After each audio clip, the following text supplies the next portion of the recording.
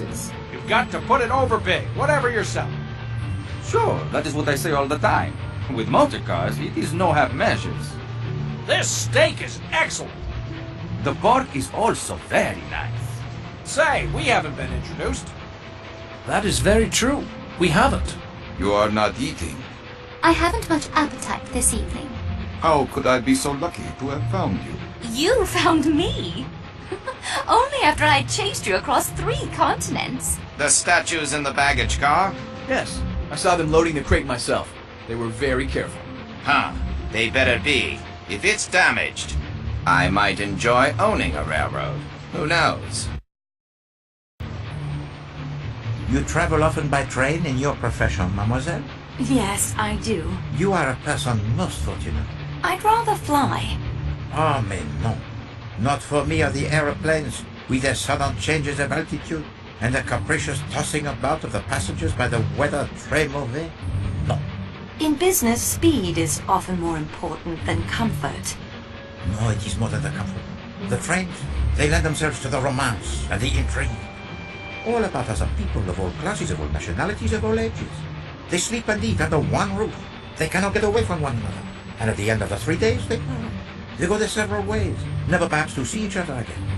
For a few moments only, the skilled detective has the chance to study his fellow travelers, to watch their little stories unfold beneath the microscope of the trained eye. Tell me what you see. You as well, mademoiselle. We will make a little game of it, n'est-ce pas?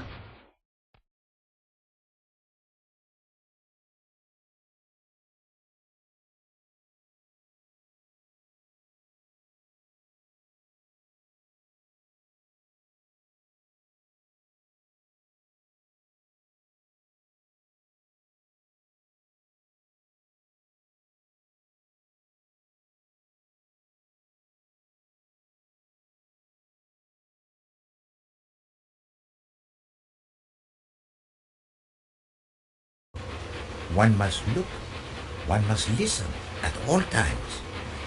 If you were to listen at the door of any compartment, who knows what you may learn? That would not be very proper, Monsieur Poirot. Proper? The student of crime must also be the student of human nature. Oh, what better way to make the study? I will illustrate. Mademoiselle Marceau, you are facing the entire car, whereas Poirot, he sits with his back to most and is only observed upon entering. Start with the table farthest away, the 3 ladies. Tell me about them. The younger woman is British from her accent. She seems very capable and down to earth. If we'd been at school together, I believe we would have been friends. Oui, she has a strong character, that one. Perhaps the strongest among us. But she is a mystery nonetheless. Why do you say that? You observed her embrace of the most passionate kind with a proper English gentleman this afternoon? Yes, I did. Very un-English of both of them. As you say. And yet now she sits at another table, indifferent to him and his glances. Lovers quarrel? What can have happened in so short a time for the lovebirds to fly from the light into the darkness? The older woman with the loud voice is American. Even with the length of the car between us, one can tell that. Well, it is true what you say. And yet, she seems to be a woman quite amiable and without malice. One is a Swedish missionary from a school near Gemlik on the Bosporus. She is also very uncomfortable in unfamiliar surroundings and gets lost easily. That is truly wonderful. How did you arrive at this? I helped her find the train inside the train station. Well, it is an important lesson, that. When you know the facts, why bother with the clues? A good beginning. And what is there to say about the tanned British gentleman? He's not as proper as he looks. For he is so in love, it breaks down all the inhibitions. They are married, but not to one another. What did she say to him? Huh? Not now. Not now. When it is behind us, then. They are waiting for the divorce to be final. Perhaps.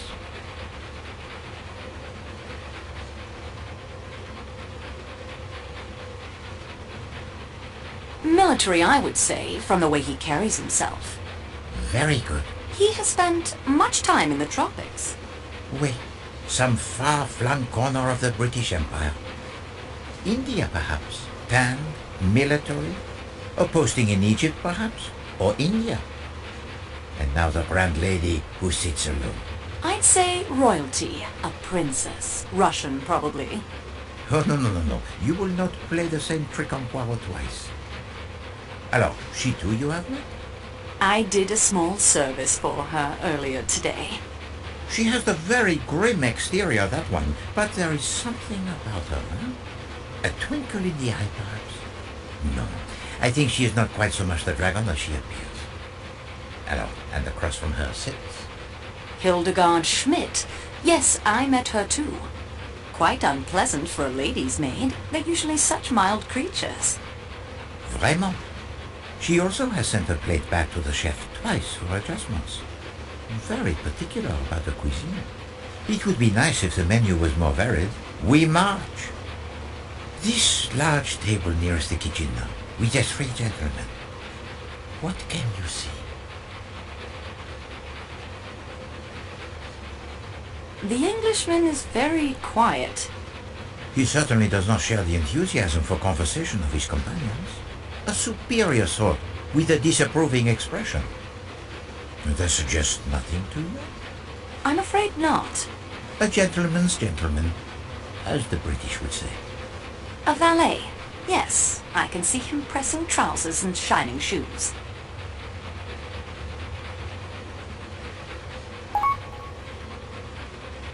The Italian sells motor cars. He's very enthusiastic about cars in general. Oui, a salesman to his very soul, I would say. The American appears to be a commercial traveler of some sort. Oui, he carried the sample case when he boarded the train. Yet, I wonder... The case, it was quite small. Yet he seems very fit, does he not? The suit of such questionable taste, he can barely contain the muscles. Can't a commercial traveler be athletic? C'est possible. And now, as discreetly as possible, observe the young couple directly behind me.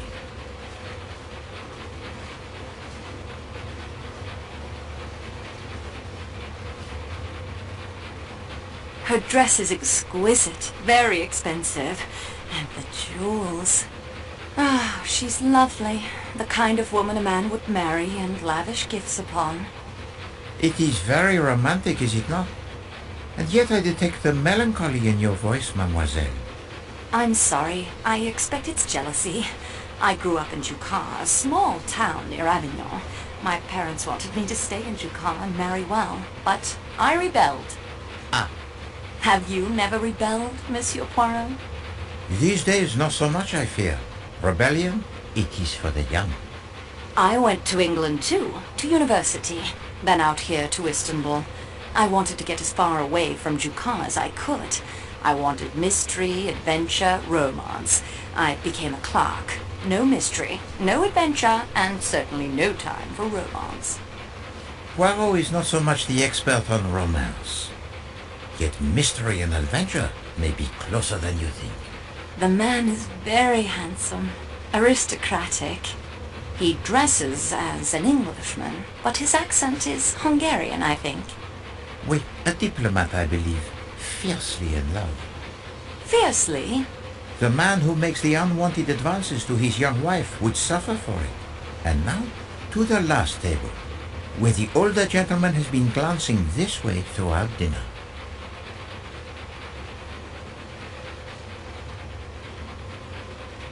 The older man's name is Ratchet, an American. Very coarse and brutish, despite the fine clothes and table manners. He forced his attentions on me in the bazaar today. I think he's been trying to renew the attempt all through dinner. He keeps looking this way. Most would see the smiling round face with the pink cheeks and the brilliantly white teeth that are false and say, there sits a benevolent personality indeed. There is no smile in his eyes. No, there is a dark fever in them. Not a benevolent man, not a nice man at all.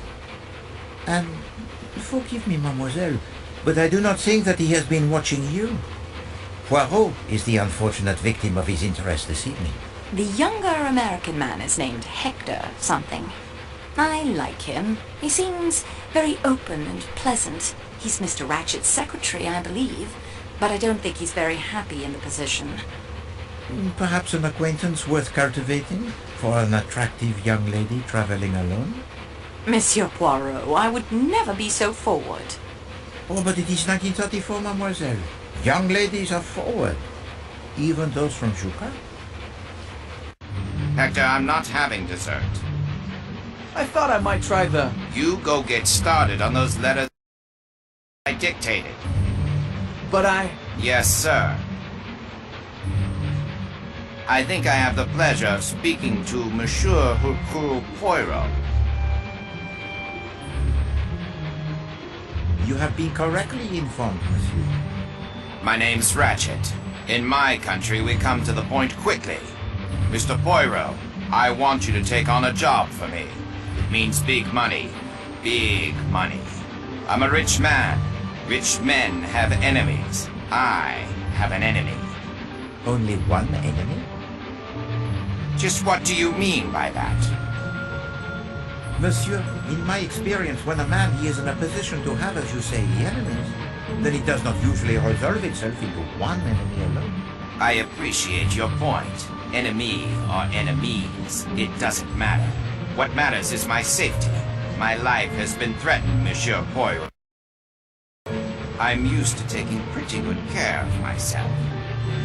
I'm not the kind of man to be caught napping, but you'll be extra insurance. I regret, monsieur.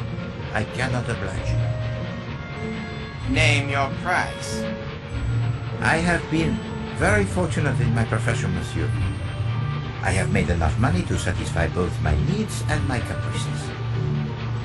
I take now only such cases as interest me. What's wrong with my proposition? If you will forgive me for being personal, I do not like your face, Monsieur Ratchet.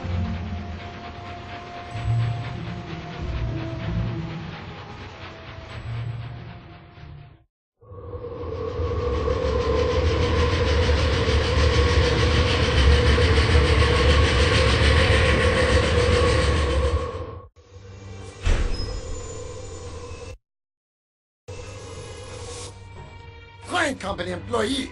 I have checked the baggage car for the supplies I ordered to be delivered here in Belgrade. There is no bacon. I will not make a breakfast tomorrow without the bacon. My reputation is at stake. Find me my bacon or I leave the train here and you can cook all the meals yourself. Train company employee? I suppose it wouldn't hurt to look around.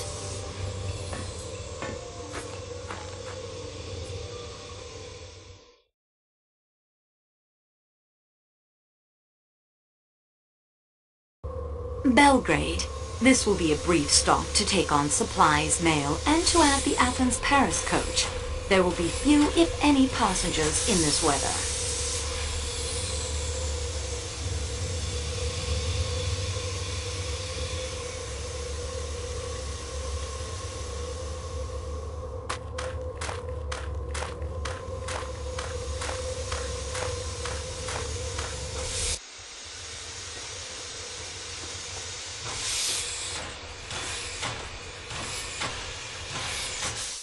Quite interesting.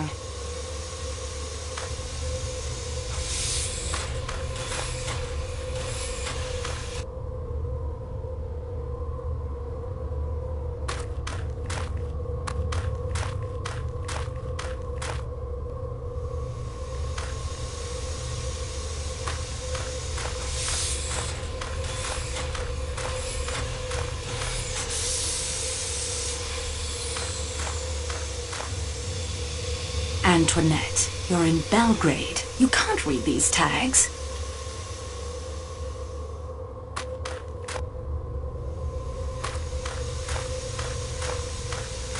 This is our company representative from Istanbul?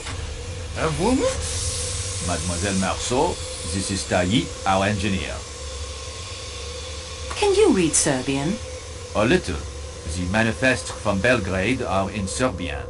Could you read some tags on the Prague luggage truck for me? Yes, of course. The engineer.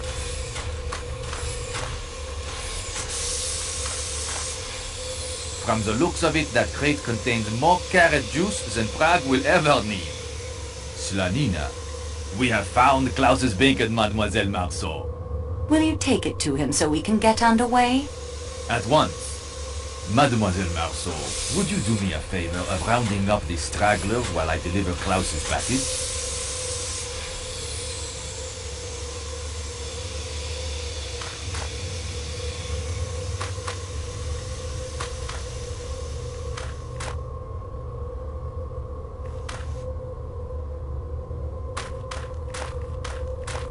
Gentlemen, the train will be leaving soon. Yes, well, I've all the fresh air I need, if you'll excuse me. I'll be getting along then, too. Don't want to hold us up.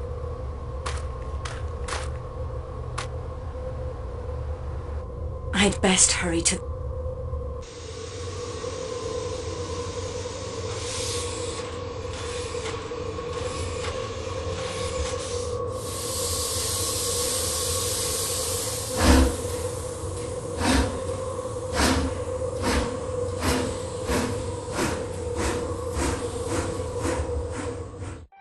I do not protest the addition of you in my room, miss.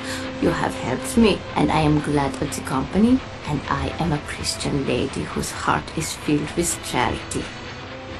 Fine, that's settled then. But I have already been picking out the lower bunk for me, because I am afraid of the heights and the sudden stops of trains, and I would not like to return to the children broken.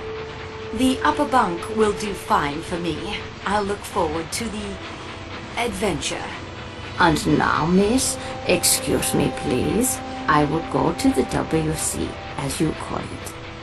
I was educated in England, but I'm French. Oh?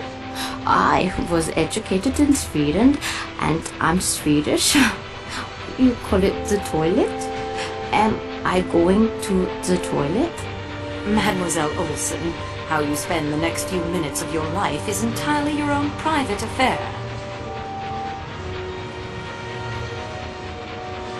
Yeah, it is.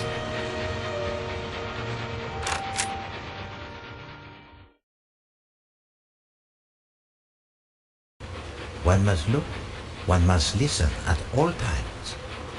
If you were to listen at the door of any compartment, who knows what you may learn? I'm still not sure I agree in principle, but perhaps I'd best give it a go.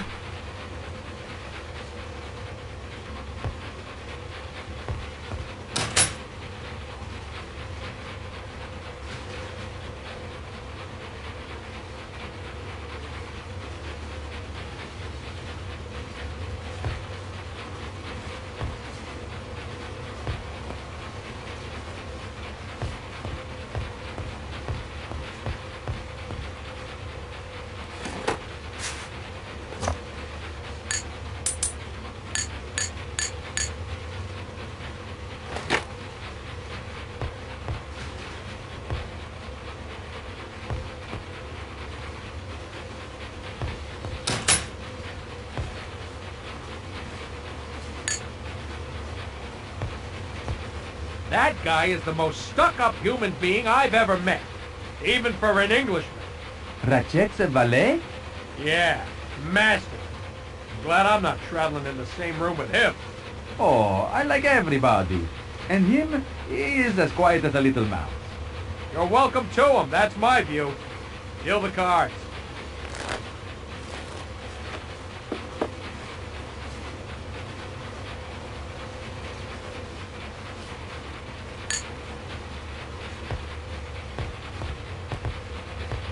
But look here, Colonel, your policy in India is obviously self-defeating. You can't keep it as a colony forever, you know.